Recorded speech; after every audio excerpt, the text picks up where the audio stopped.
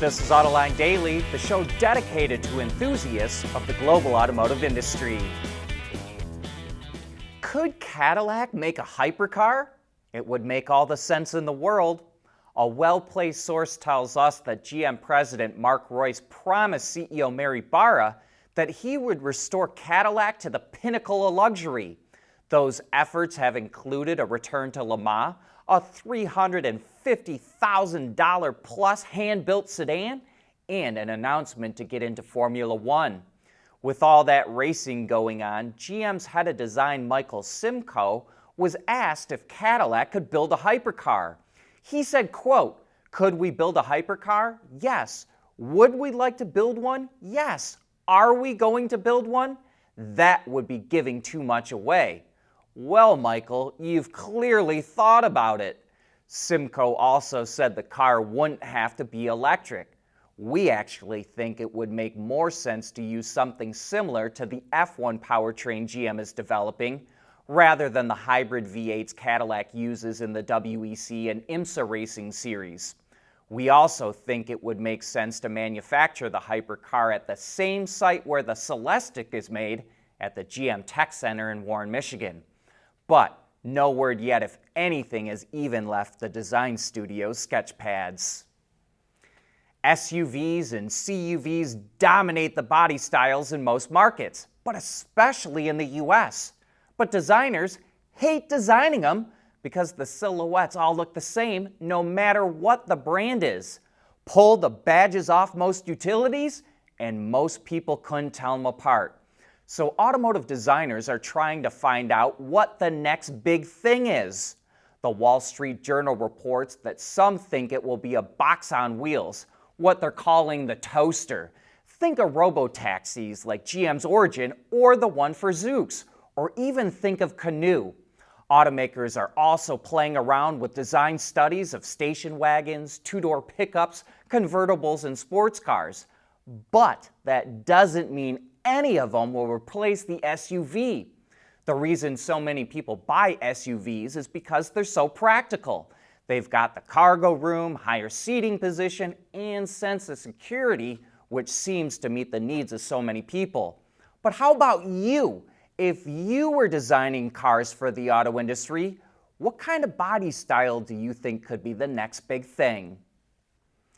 Electric cars need to emit a sound at low speeds so that pedestrians can hear them coming. Most automakers have opted to beam out some kind of sci-fi sound, but that's not what people want. They want EVs to sound more like a gas-powered car. That's according to a new study from the sound branding agency Listen and the market research firm Cloud Army.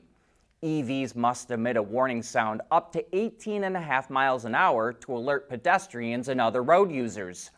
But the study found that people preferred sounds that remind them of the sounds that gas-powered cars make. Besides, if every automaker uses a different sound, pedestrians could be confused. So a sound that they're already familiar with makes a lot of sense. Some automakers are offering EV owners money to switch brands. Nissan is offering Chevy Bolt owners and lessees a $1,000 rebate towards the purchase or lease of a Leaf when financing with Nissan. The offer is available until July 8th in the US, and owners aren't required to trade in their Bolt. Now that GM has discontinued the Bolt, the Leaf is the most affordable EV in the market, with an MSRP of $28,000 with the 40 kilowatt-hour battery pack. But it's not just Nissan. Porsche is offering anyone leasing an EV up to $4,500 in credits for the purchase or lease of a new Taycan. The amount of credits you receive depends on how much time you have left on your current lease. Porsche will give you $1,500 for a shorter remaining lease and up to $4,500 for a lease that's longer. And it's easy to see why Porsche is offering this incentive. It sold 1,247 Taycans in the first quarter in the US, which is down about 20% compared to a year ago. There's nothing wrong with heavy metal. Hey, lighten up. But with world-class composite material, Teijin Automotive Technologies makes vehicles lighter, safer, and more eco-friendly. The European Union is ready to slap import tariffs on Chinese-made cars because it's afraid that a tidal wave of imports will cause factories in Europe to close. But if Chinese automakers want to make cars in Europe instead of importing them, that's a different matter. A number of countries are offering incentives to Chinese automakers to build new assembly plants within their borders. The automakers are most likely to locate in low-cost countries such as Hungary, Poland, Turkey, and Spain. Labor rates in Northern Europe are probably too high to attract new assembly plants, even with incentives. And if plants in Germany, France, Belgium, Sweden, and the UK start closing down years from now, the political backlash will be horrific. Volvo is already making sure it won't get slapped with those tariffs. The Times reports that the automaker has started to shift production of its EVs, the EX30 and the EX90, from China to Belgium. The EX90 is being made in the US as well, and it may also move production of some cars being shipped to the UK. This is seen as a way for it to avoid the tariffs, but Volvo denied the report and says it's shifting production because it wants to build vehicles in markets where they're sold. At the same time, Volvo is dealing with another software glitch on the EX30, and the automaker is recalling almost all of the 72,000 units that have been made. The model may have an error in the center screen that causes the speedometer to go into test mode, but luckily the issue can be fixed with an over-the-air update. Volvo also had to delay deliveries of the model earlier this year in Europe because of another software issue. And software issues have also delayed production of the EX90, which, as we just mentioned, kicked off in the US last week. It's still common to see people comment that the quality of Chinese vehicles just don't match up to what's coming out of Europe, Japan, South Korea, and the US. But once you actually get behind the wheel of one, your mind might be changed.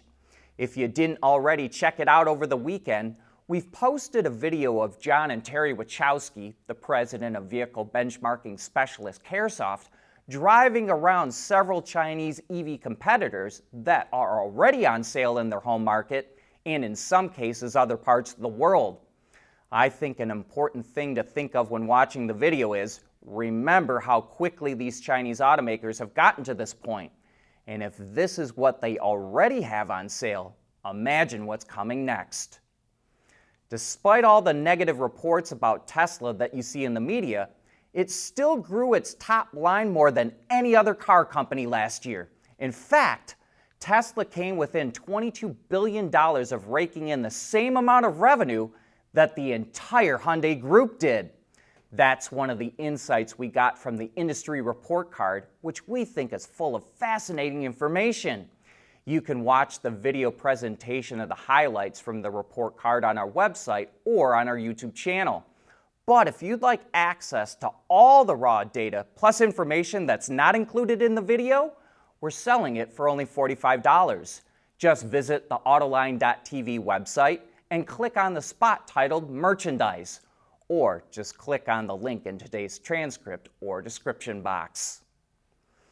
When engineers at Ford in 1912 quietly updated the Model T and then showed it to Henry, he was so angry that he literally smashed it to pieces. But does Elon Musk feel that strongly about changing the looks of the Tesla Model Y? It's been about 4 years since it went into production without a change to its styling, and it's going to stay that way for a while longer. Elon Musk posted on social media that no Model Y refresh is coming out this year, but said that it would keep getting little improvements. The Model 3 came out about 3 years before the Y, but it only got its first styling refresh last year. So by that measure, the new look Y would come out in 2026. In the meantime, sales of the Model Y are slipping. But that's the end for today's show. Thanks for making Autoline a part of your day.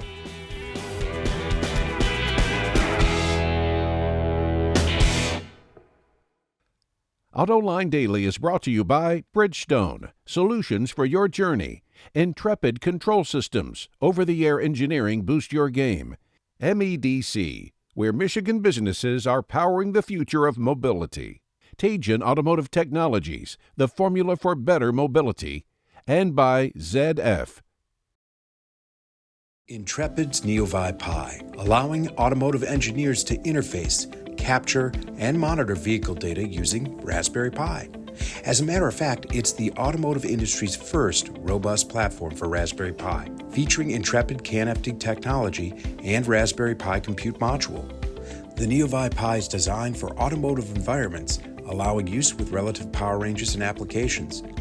In addition, the NeoVi Pi enables you to use the Raspberry Pi for compute while avoiding additional development to adapt to network environments. That makes the NeoVi Pi powerful enough to solve your vehicle network problems, yet small enough to fit in your backpack. One of many Intrepid tools used for developing zonal architecture and software-defined vehicles.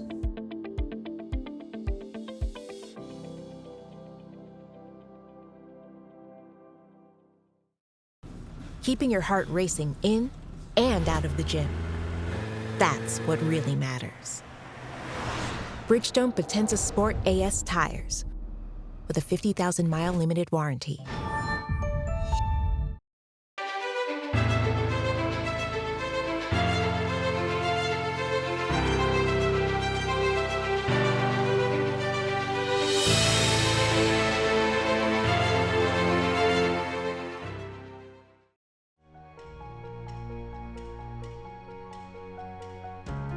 Michigan is leading the charge in mobility and innovation, and I can't think of a better state to be in.